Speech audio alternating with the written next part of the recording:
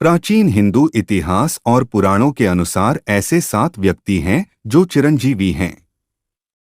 यह सब किसी न किसी वचन, नियम या शाप से बंधे हुए हैं और यह सभी दिव्य शक्तियों से संपन्न है।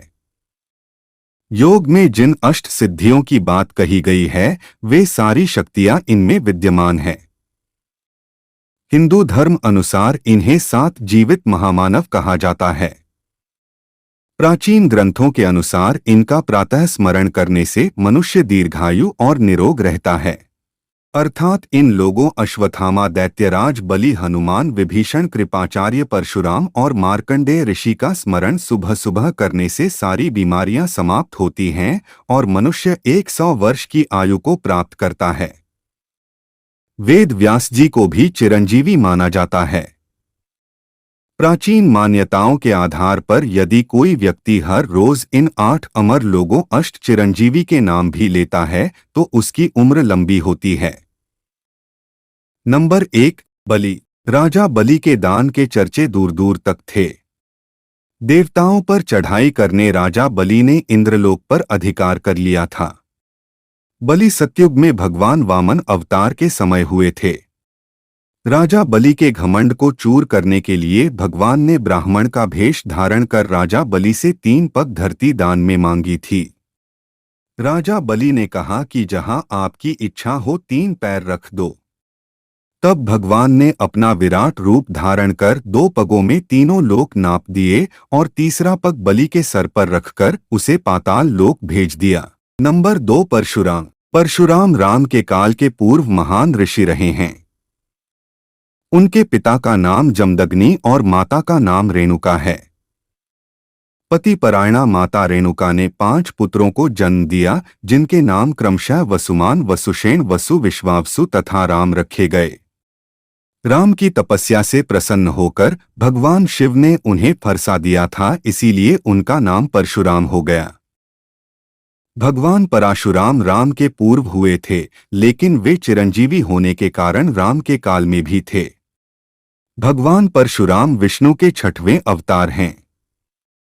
इनका प्रादुर्भाव वैशाख मास के शुक्ल पक्ष की तृतीया को हुआ, इसलिए उक्त तिथि अक्षय तृतीया कहलाती है।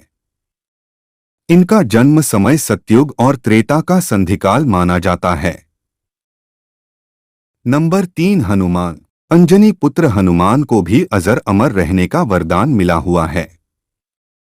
यह राम के काल में राम भगवान के परम भक्त रहे हैं। हजारों वर्षों बाद वे महाभारत काल में भी नजर आते हैं। महाभारत में प्रसंग है कि भीम उनकी पूंछ को मार्ग से हटाने के लिए कहते हैं तो हनुमान जी कहते हैं कि तुम ही हटा लो, लेकिन भीम अपनी पूरी ताकत लगाकर भी उनकी पूंछ नहीं हटा पाता है। नंबर 4, विभीषण। रावण के छोटे भाई विभीषण, जिन्होंने राम की नाम की महिमा जपकर अपने भाई के विरुद्ध लड़ाई में उनका साथ दिया और जीवन भर राम नाम जपते रहें। श्री राम ने उन्हें चिरंजीवी होने का वरदान दिया था।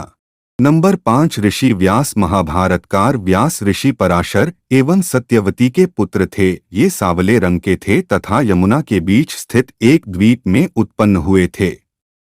अतएव ये सांवले रंग के कारण कृष्ण तथा जन्मस्थान के कारण द्वैपायन कहलाए।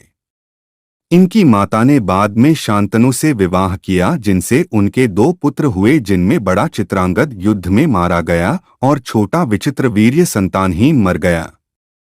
कृष्ण द्वैपायन ने धार्मिक तथा वैराग्य का जीवन पसंद किया, किंतु माता के आग्रह पर इन्होंने विचित्रवीर्य की दोनों संतानहीन रानियों द्वारा नियोग के नियम से 2 पुत्र उत्पन्न किए, जो धृतराष्ट्र तथा पांडु कहलाए। इनमें तीसरे विदुर भी थे। व्यासस्मृति के नाम से इनके द्वारा प्रणीत एक स्मृति ग्रंथ भी है। भारतीय वाङ्मय एवं हिंदू संस्कृति व्यास जी की ऋणी है। नंबर 6, अश्वत्थामा। अश्वत्थामा गुरु द्रोणाचार्य के पुत्र हैं। अश्वत्थामा के माथे पर अमरमणि है और इसीलिए वह अमर हैं, लेकिन अर्जुन ने वह अमरमणि निकाल ली थी। ब्रह्मास्त्र चलाने के कारण कृष्ण ने उन्हें शाप दिया था कि कल्पांत तक तुम इस धरती पर जीवित रहोगे, इसीलिए अश्वत्थामा 7 चिरंजीवियों में गिने जाते हैं। माना जाता है कि वे आज भी जीवित हैं तथा अपने कर्म के कारण भटक रहे हैं। हरियाणा के कुरुक्षेत्र एवं अन्य तीर्थों में यदाकदा उनके दिखाई देने के दावे किए जाते रहे हैं। मध्य प्रदेश के बुरहानपुर के किले में उनके दिखाई दिए जाने की घटना भी प्रचलित है। नंबर 7, कृपाचार्य शरदवान गौतम के एक प्रसिद्ध पुत्र हुए हैं कृपाचार्य। कृपाचार्य अश्वत्थामा के मामा और कौरवों के कुलगुरु थे। शिकार खेलते हुए शांतनु को 2 शिशु प्राप्त हुए। उन दोनों का नाम कृपी और कृप रखकर शांतनु ने उनका लालन पालन किया। महाभारत युद्ध में कृपाचार्य कौरवों की ओर से सक्रिय थे।